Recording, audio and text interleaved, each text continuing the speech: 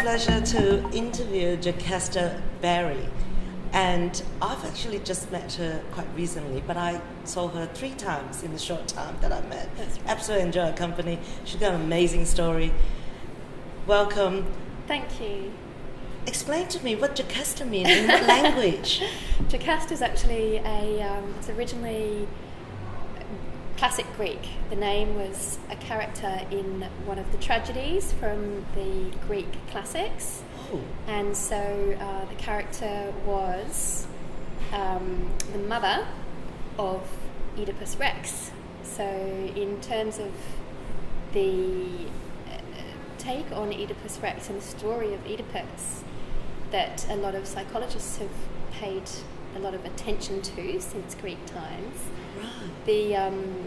The name has a little bit of a twisted story behind it, but in fact Jacasta was a really strong character who was the queen of Thebes, and she fought off invading civilizations and Right. sustained her culture. Are you living your authentic life to the name? I am fending off invading civilizations. Fantastic. What I was so intrigued with, it's your perfect, well, I don't speak French, but it sounds to me a perfect French speaking. So Thank you. A little journey to now, what took you to Perth, and journey to date? Fantastic. Well, I'm native to Perth. I was born in a small town in the country called Katanning, which apparently has an amazing hotel that has just recently opened a restored mill, I believe, that is attracting people from all over the world to come and visit it.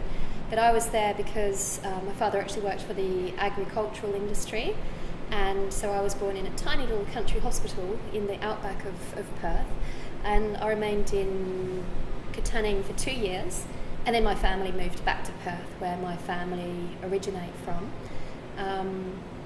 But I actually left Australia when I was 7 years old, and my family moved overseas, and we lived in England and then a long time in France. So I lived in France from the time I was 9 years old, and I have memories of the very first day when I was enrolled in a school in France, and the building was made of volcanic stone, so the buildings were grey, and it was dark and cold, and there was not much light, and it all seemed like a black and white movie almost.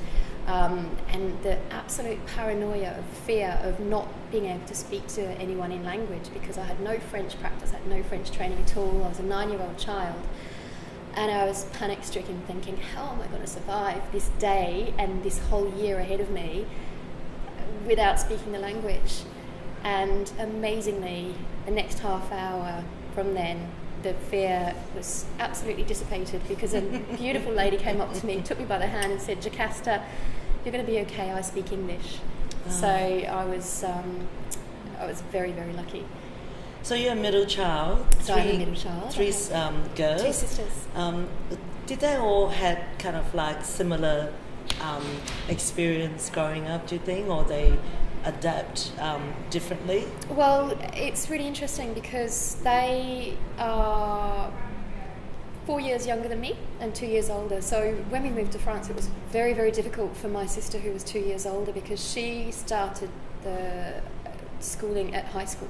So she was in the equivalent to grade 7 in Western Australia, where she had a different teacher for every single subject, and no one to sit down with her and translate all of the curriculum for her. Yes. And that was a really difficult journey for her. She ended up really struggling and had to repeat a year.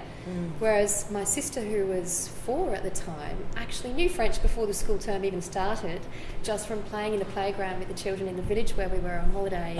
and actually people in the area were saying that she not only spoke French, but she spoke it with the accent of the village where we were. So it was just incredible. I think that's an amazing thing for the younger the child. Yes. The easier they absorb language as their little brains are growing so much more quickly than at a later age.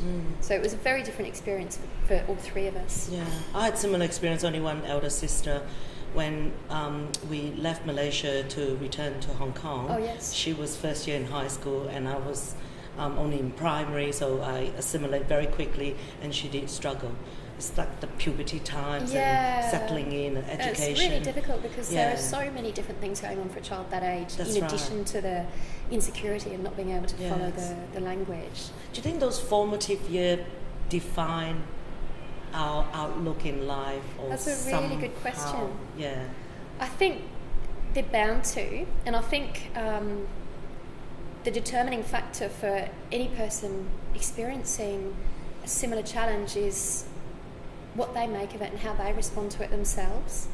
So, for example, my sister is tough and she was very resilient, and she didn't let it knock her down. She, carried on trying and fighting on and really thrived, building up a very, very solid group of amazing friends there. So I think even though she lost 2 years of education ultimately because of it, repeating 2 years, her way of doing that was really to consolidate her social friend building ability, and I think it was a happy time for her, even though it was really challenging. And whereas I think for me, it made me feel very, very grateful that sometimes you just land on your feet, even when things look like they might be really challenging. Help is at hand. And I think for my little sister, she didn't even know what was going on because she was just so absorbed in the process that she didn't miss a step, basically. So recently we were also talking about children, and I have children 15 years apart. Your children are also a little bit different in my age. children are 7 years apart. Yeah, so it's not a control experiment, but just our parenting style change. Yes. Our children, their way of outlook in life is completely different, isn't it? Yeah, that's so true. And I think it was almost like going back to the beginning when I had my second child. I thought that everything would be, very, very, very easy and instant. But actually I went through the same things, and my child was so different to the first one that I kind of had to go back to all of the different milestones and work out new ways of going through them with my daughter. So those are not transferable skill sets. Well, for a second child. Some of the basic things obviously are, but just personality makes so much of a difference, and I have two very, very different children.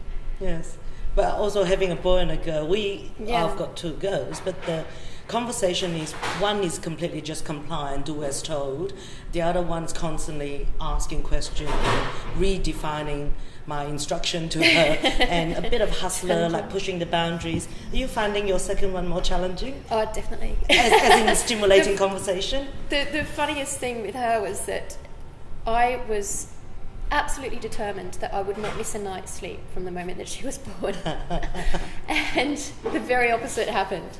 So I was reading the sleep programs, I was studying different routines and did everything. We want to program them. Yeah, but she just had a mind of her own, and what she needed was cuddles and mummy and contact. And so that's one of the biggest differences I've found, that she just had such a need for human contact. Yes. And it might be something to do with the fact that she's a Taurus and needs grounding, and she's in Chinese zodiac, she's also a really grounding sign, and that definitely shows in her personality.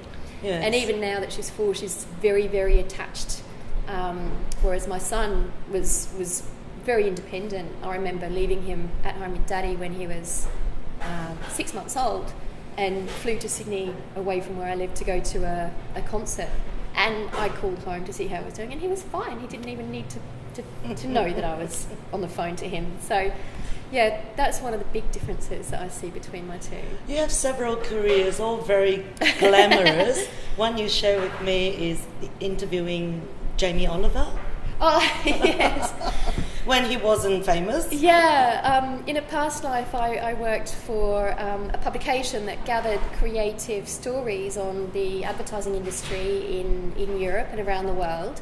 And I used to meet with photographers who were working on campaigns, and so I met with the photographer at his studio when Jamie Oliver was actually having his first shoot, and it would have been the first book that was being photographed that was launched, The Naked Chef. As a naked chef. Not quite naked. No, he had clothes on, which was good.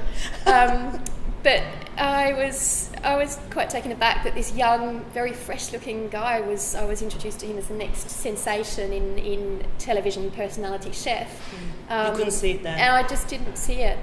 But things have certainly worked in his favour, and he's done amazing work. So that was fun. And you live in Costa Rica.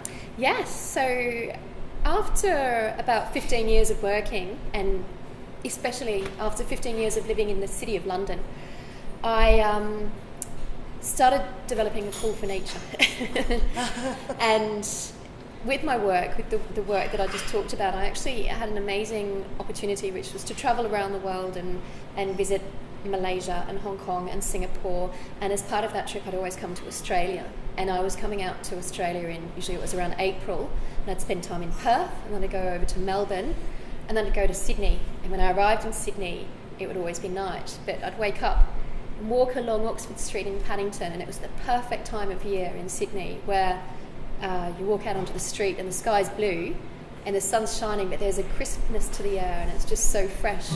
And that made me think, this is the life. I just love the feeling of the sun on my skin and fresh air. And ultimately, about a year after that experience and developing a love for the ocean and for surfing, I made the decision to leave London and take a gap year, take a year of adventure and just see what might happen. So, were you single then?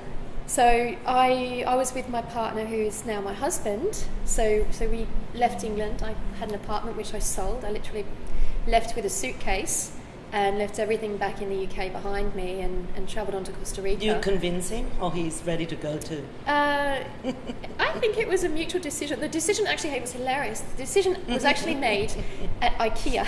I'd recently bought an apartment and I was buying furniture for my apartment, and things were problematic, and I was having to return furniture to IKEA and waiting in the return customer area, the flat pack nightmare.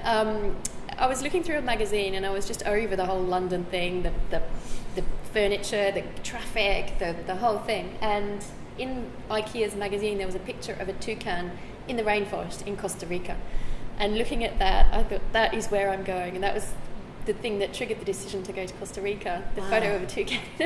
And have you been there before this I hadn't been there. No, I hadn't been there before, but it just, a flood of attractive reasons to go there just came to me. And I knew that it was an amazing natural destination with beautiful beaches for surfing and amazing, very low-key lifestyle.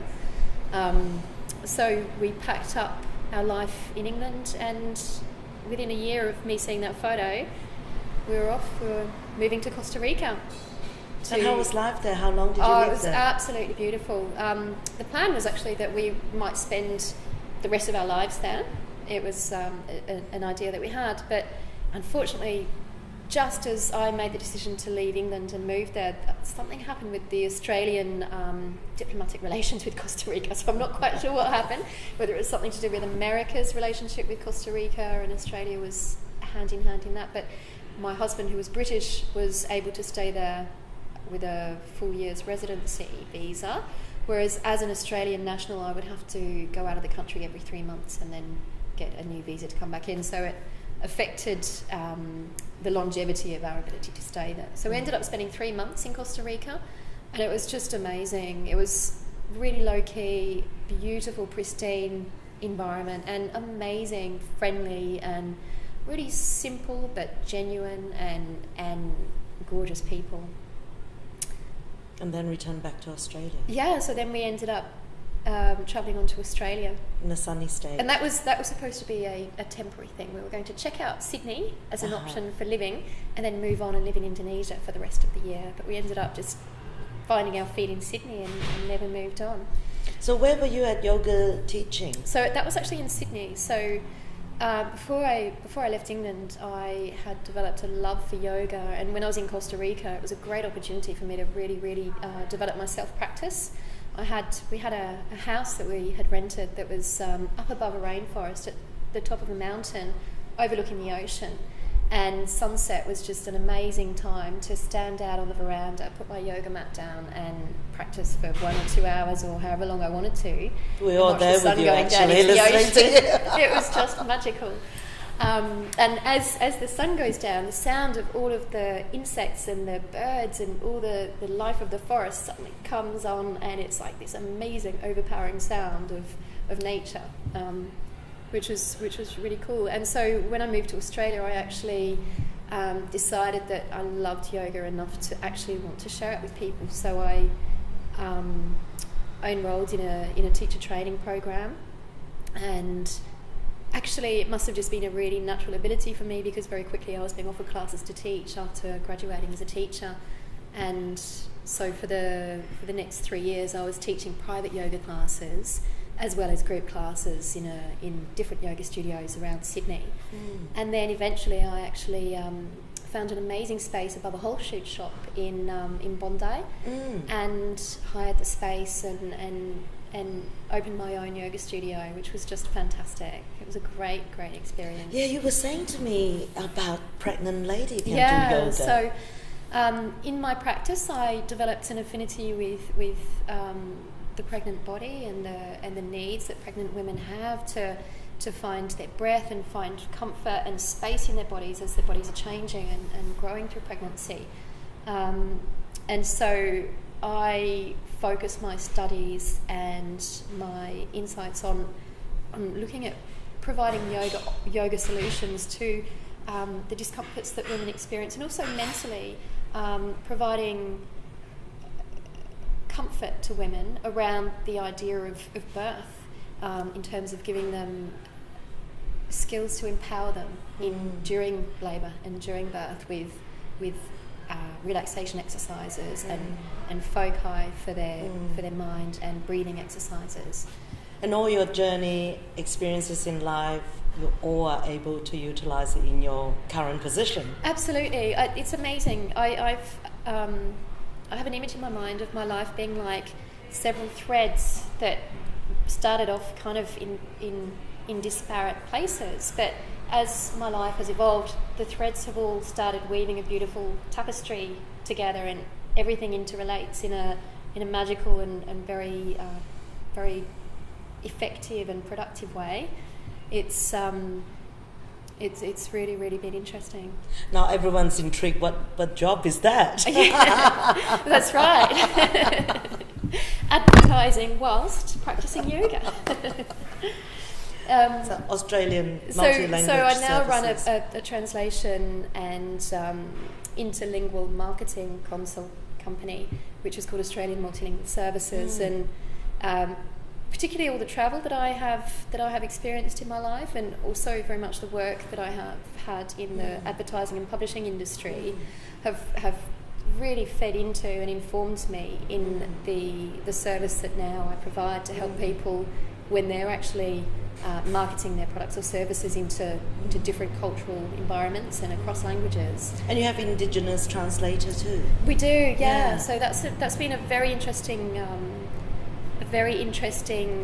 journey for me since arriving in Australia, is understanding exactly the diversity of language in Australia, and actually making connections with linguists for the languages. And it's not always easy, because a lot of the languages in my experience are more oral than written.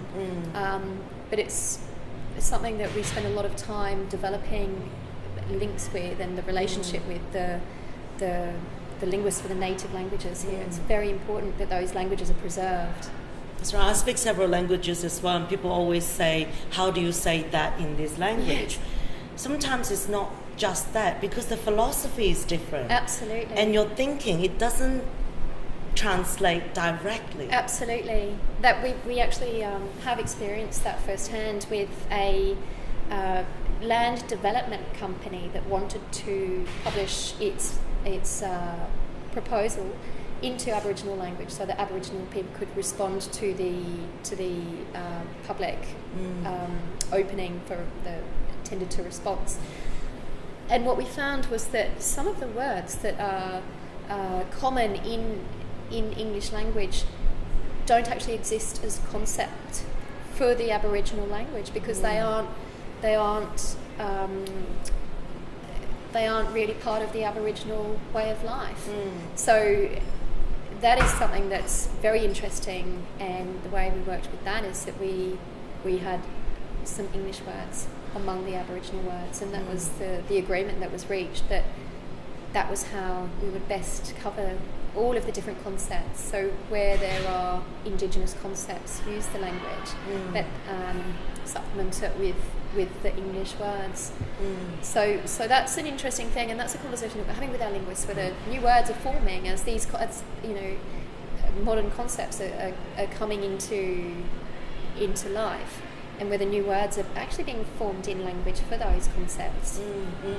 So you're in Perth as part of the sponsor for Export Council? That's right. Yes. So our company has been very, very proud to be able to sponsor the West Australia Government Industry and Export Awards program this year.